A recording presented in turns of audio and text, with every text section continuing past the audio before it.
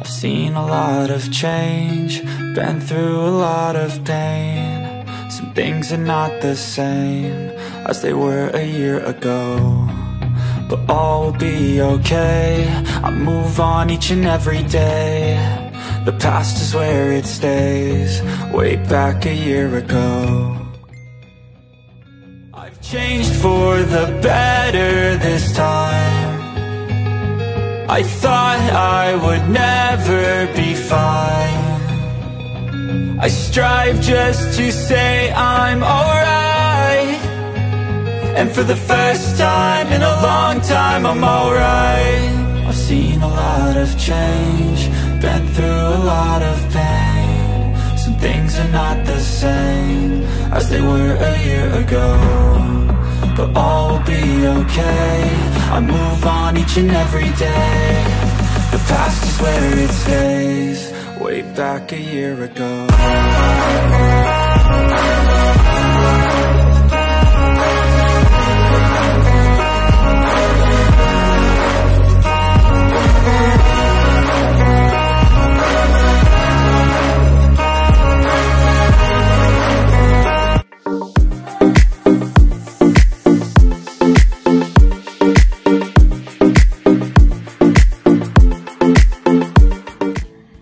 Hi guys! Welcome back to my YouTube channel. Ayan, so i-explain ko lang sa inyo kung bakit ako umiiyak sa intro natin. At that was a time na nasa kalagitnaan ako ng nagbe-breakdown ako, and ganun talaga yung nagiging eksena ko every time na mag-isa ako or kahit may kasama ako. Minsan pag inatake talaga ako ng breakdown, umiiyak talaga ako. And after ko mag-breakdown that time, nanonood ako ng TikTok. So, habang nag-scroll ako sa TikTok, nakita ko yung trending na paano mo na-realize na mahirap kayo nung bata.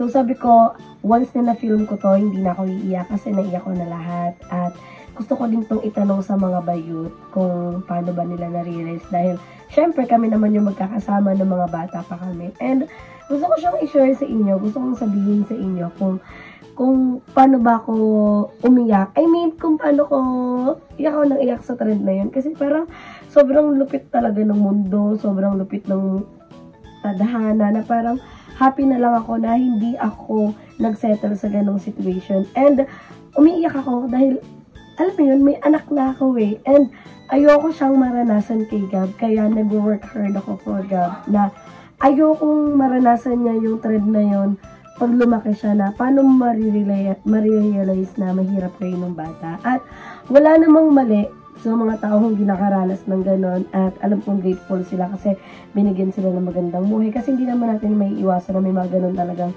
klaseng tao na maganda talaga agad yung buhay nila, ganito, tapos may mga ganitong ibang sitwasyon ng tao.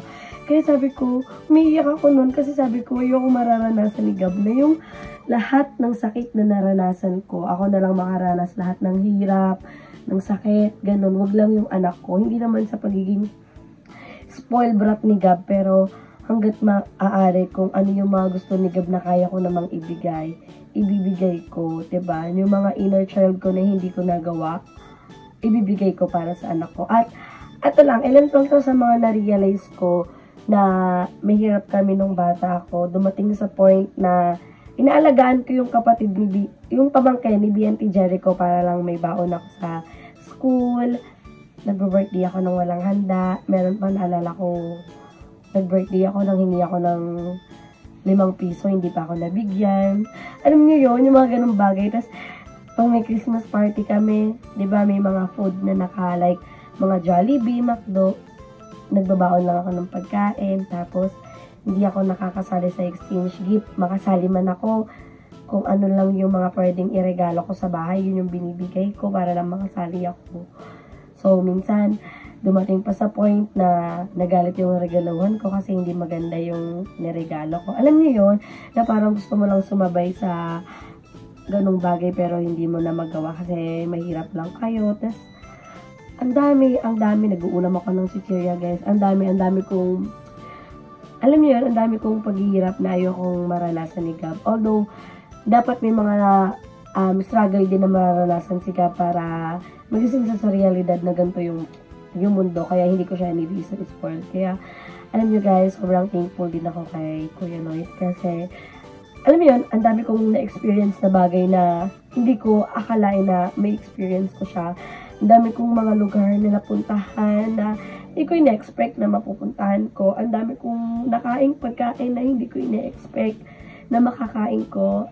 Ang laki na nahawakan kong pera na hindi ko akalain na makakahawak ko ng ganong pera. So, thankful ako kay Kuya Lloyd sa lahat ng pagpapa-experience sa ganun, sa pagmamahal, sa lahat ng saya. Siyempre sa magulang ko na binuhay talaga kami na hindi sumuko, nagapangin kami para na makapag-aral kami na kahit na, alam mo yun, bata pa lang ako, nag-work na ako para lang may matulong ako sa family ko na yun din naman yung parang responsibility ko bilang isang anak na kahit na sinasabi nila dapat na hindi gawing investment yung anak, pero alam mo yun, kasi gusto mong makaalis na ganong sitwasyon na hindi lang ikaw kasama yung family mo. So, ayun lang, naiyak talaga ako ng sobra, and I love you, Gab. Mommy will work hard for you para hindi ka makaranas ng kung ano man yung naranasan ni Mommy nung bata pa siya. So, mahal na mahal ko si Gab. Grabe na lang yung iyak ko. And now, gusto ko tong ipasa sa mga bayot. Ilang na sa mga bayot kasi hindi kami kompleto para malaman nyo din kung ano yung na-realize nila nung bata sila, kung paano nila nalaman na mahirap sila. So, ayan mga Bex, na-explain ko na sa inyo yung akin. And it's time naman para i-share naman sa inyo ng mga BNT kung paano ba nila na-realize na mahirap sila nung bata pa. So, unahin na natin si BNTGM. Ikaw, Emma, paano mo na-realize? Sa TikTok to, di ba? Oo. Ako, I would, magiging honest ako. Wait lang, bakit ang lighting? Hindi ka mag-ano yan. Magiging honest ako. For me, hindi sa pagiging, feeling ko hindi ko naman na-experience maging mahirap talaga. Kasi pag yung term na mahirap, medyo malalim yun. Yung kakapos di makakain sa isang araw, na isang iisipin kung saan kakain, ay paano makakakain. For me, hindi ko naman na-experience yun, which is super grateful for my family. And of course, with the help of Kuya Lloyd din, and syempre nung time din na yun before, nagtatrabaho din yung papa ko as taxi driver. Oo nga, si. So, ayun, so hindi kami medyo nahihirapan, and thank you din kay Lord of course kasi hindi ko na-experience mga ganong bagay, pero at the same time, tinuro naman nila mother sa akin kung paano mamuhay na simple at maging kontento kasi hindi laging may makakain or lagi tayong merong mahihakapag sa kanila. Kaya maging grateful and contented and dapat laging thankful kayo. So ayun lang. Ano yan? Ano yan? Ilaw-ilaw. So ayan, so at least si GM, naging ano siya kung ano yung mga napagdaanan niya nung bata pa siya. So, si BNT Balong naman, ikaw BNT Balong, paano mong na-realize na, ano yun, ilaw-ilaw? Naano ako sa ilaw-ilaw ni Ayi. Para pag nagla-live tayo, ba? Nagla-live. Ayun, nag-stay. Alam niyo ba guys, isa na lang si Gabriel na titirang mabango dito.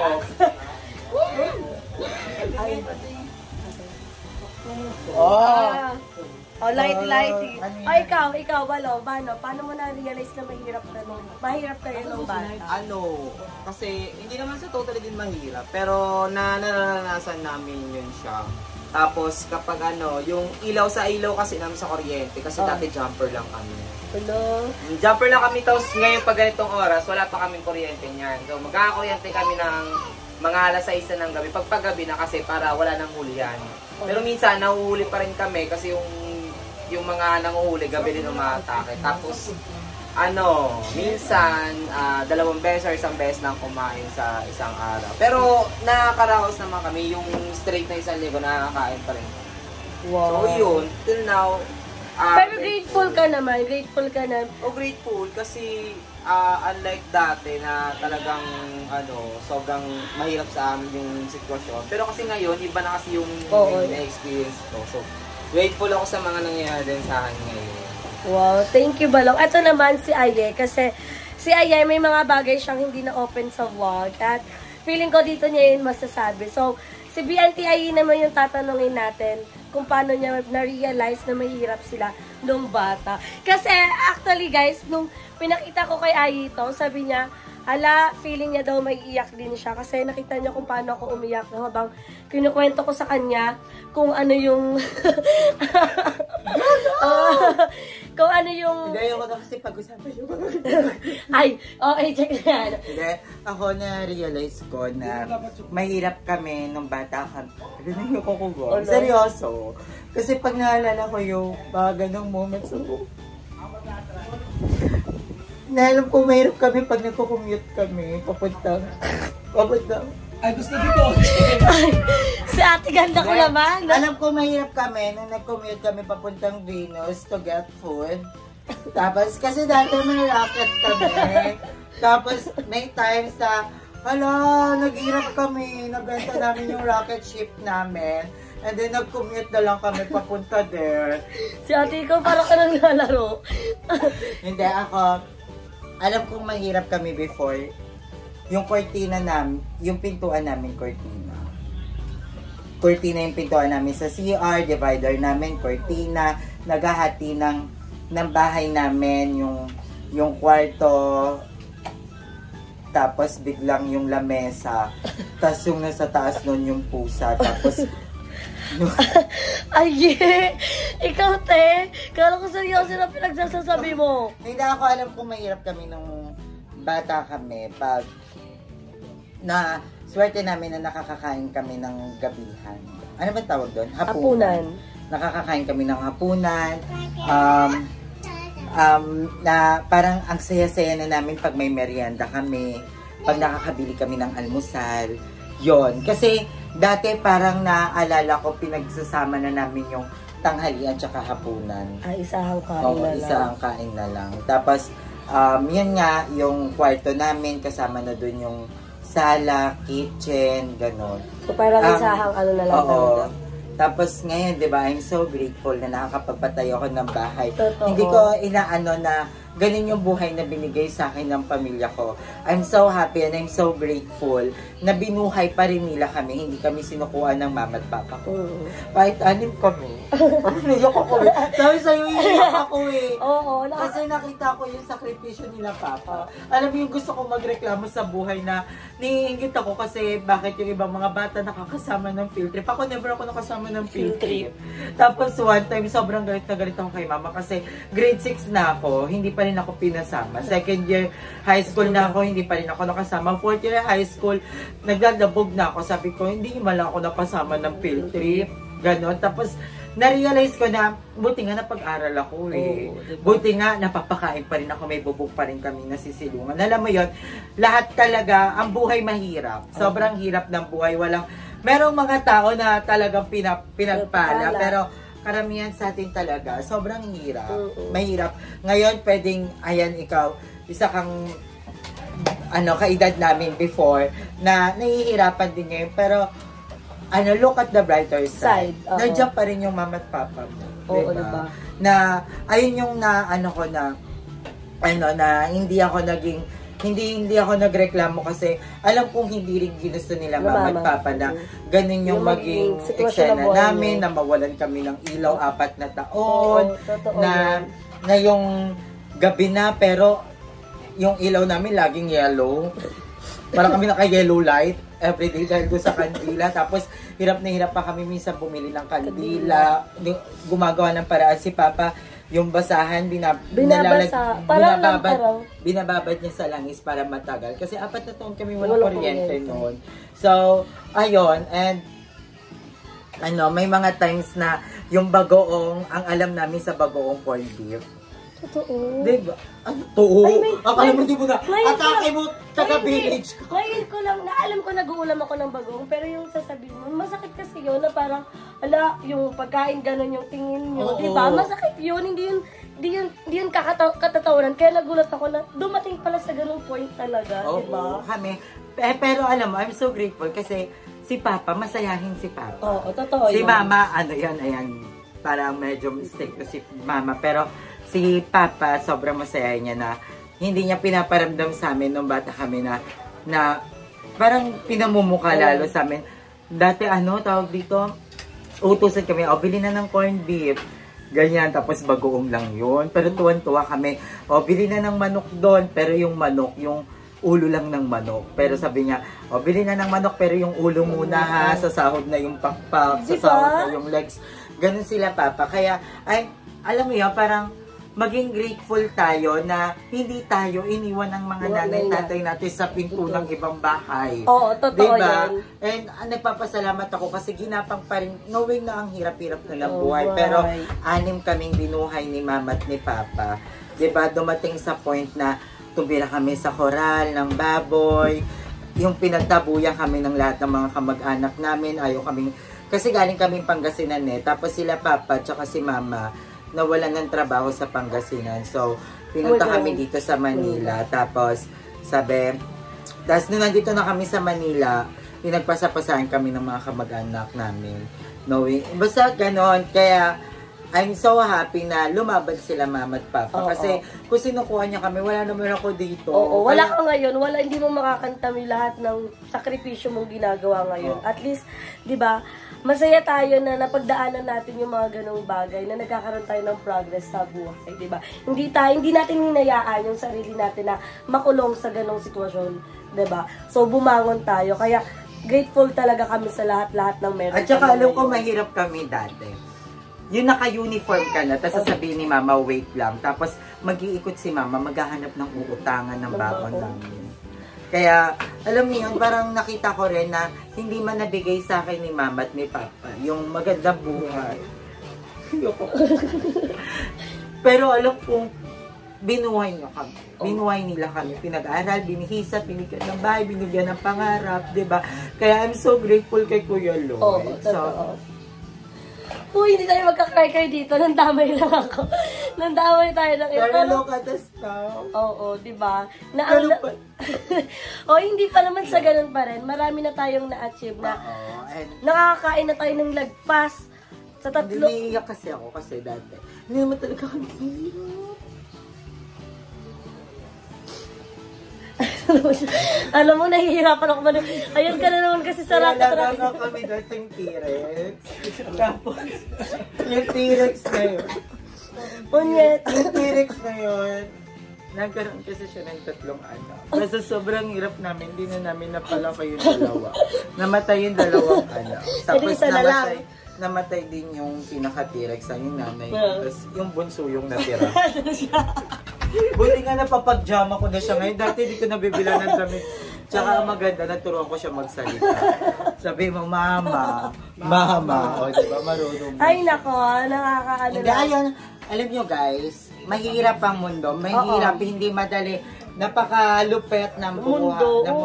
Pero, you always need to look at the brighter side. Diba? Yes. Madaming mga magagandang nangyayari bukod sa mga maling nangyayari. Diba? Kami dati, wala kaming wala kaming kuryente. Nagpapaantok muna kami sa labas. Natutulog muna kami sa paradahan ng tricycle. Kasi malamig dun Oo, kasi mahangin So, pag antok na kami, yung nakakatulog na kami, susunduin na kami ni Papa. So, hindi na kayo makakaramdam ng init? Oo, ng init pag nasa bahay na. Kasi papaypayan na lang kami ni Papa ng malaking karton. Diba? Grabe yung mga sakripisyo. Hindi rin ginusto nila Mama at Papa yung ganong buhay. Kasi syempre, tao din sila katulad natin na may mga matataas na pangarap, pero dahil nga malupit ang mundo, malupit ang tadhana, hindi man nila na-fulfill, tayong mga anak na lang yung na pangarap na yun. Alam kong hindi natin, kasi di ba may kasabihan na ngayon na parang hindi natin responsibilidad yun. Parang wag gawing investment yung mga anak. Pero wala bilang isang, I'm so grateful kasi kanila Mama at Papa. Diba? Alam ko na hindi man sila yung perfect na magulang na hinahanap natin ngayon na dapat buhay tayo dapat na meron na tayo may savings pero dapat talaga ikaw dapat meron kang savings para secure na yung future niya. Pero si Mama at si Papa hindi sila nagkaroon ng ganun kakayahan, pero I'm so grateful kasi may kakayahan sila na buhayin kami, na gumawa si Papa ng candy box aquarium, ilako namin para magkaroon kami ng pagkain. Totoo, gumawa sila ng paraan, hindi nila kayo hinayaan na magdusa sa ganong sitwasyon, diba? Pero alam mo yun, hinubog kami nila Papa at Mama na mabuting tao, diba? Sana nga ikaw din. Uy, mabait na tao. So, ayan yung sa ilan mga pinagdaanan ni BNTI, and I'm so proud of you, Ayes, sa lahat ng achievement na nakamta mo ngayon na lahat ng sakripisyong pinagdaanan mo, unti-unti nang lumalabas ang resulta, At saka diba? nagiging na din lustre ako. Kala ko ba Katrin ka? Hindi kasi medyo, ako parang, di ba seeing na din kasi morena. Ayun na siya. So, syempre, hindi naman mawawala yung pambansa, mawawala yung paborito ng Ay, tao. wait lang, may isa pa pala. Alam kong mahirap kami pag nag-share kami ng sapatos. Ay, kasi Yung black shoes. pang umaga, pang hapon. Oo. Magka-size kasi kami dati ni Kuya. Ay, actually, mas malaki yung paa ni Kuya. So, pag pumasok ako, mas malaki yung sapatos ko. Tapos umiiyak ako kasi pinagtatabakla ako eh. Oo. Pit na pit yung pantalon ko. Tapos sabayan, parang McDonald's. Oo. Yun, tapos basahan ng uniform. Yung, tapos sa sikihan Oo, mo sa, ikaw lang papasok. So, diba? Tapos, basta ang dami. Parang lahat ng kahirapan naranasan namin. Diba? At least, nagkakaroon tayo ng progress sa buhay ngayon, 'di ba? Yun yung na hindi tayo nagsettle sa ganong sitwasyon. Hindi mahihinitan si Darla. Hindi. Ikaw, Nay. Paano mo nalaman na mahirap kayo nung bata? Actually, to be honest, hindi ako magpapaka-hypocrite. Nung bata po kasi ako, spoiled brat ako. Oh, Shala-shala kasi yun sila. Unang apo kasi ako noon sa nanay at tatay ng papa. shala-shala ka. So, naibigay talaga, ayaw nila akong umiiyak. So, pag umiyak ako, binibigay yung gusto ko agad. Naalala ko nun ako ang may unang bike sa amin magpipinsan. Wow. Talagang tinrabaho yun ng lola at lolo ko. Talaga lahat binibigay nila nun sa akin. And then after noon, nalaman ko na parang hindi kami ganun ka financially stable. Kasi that time, nag-ibang bansa na kagad yung kapatid ni Papa. So may nagsusuporta talaga. So Parang may nagbibigay talaga sa nagbibigay inyo. ng sustento, binibigay yung baon ko noon, parang hindi pang grade 1. Parang spoiled na spoiled ka super talaga. spoiled ako nung bata. Kaya, tapos noon after nun, syempre, lumipat yung lola at lolo ko sa Cavite. So, kailangan ko mag-aral. Kinuha ko ng mother side ko. Yung parang, doon ako na-control. They teach me how to eat vegetables na hindi talaga ako marunong.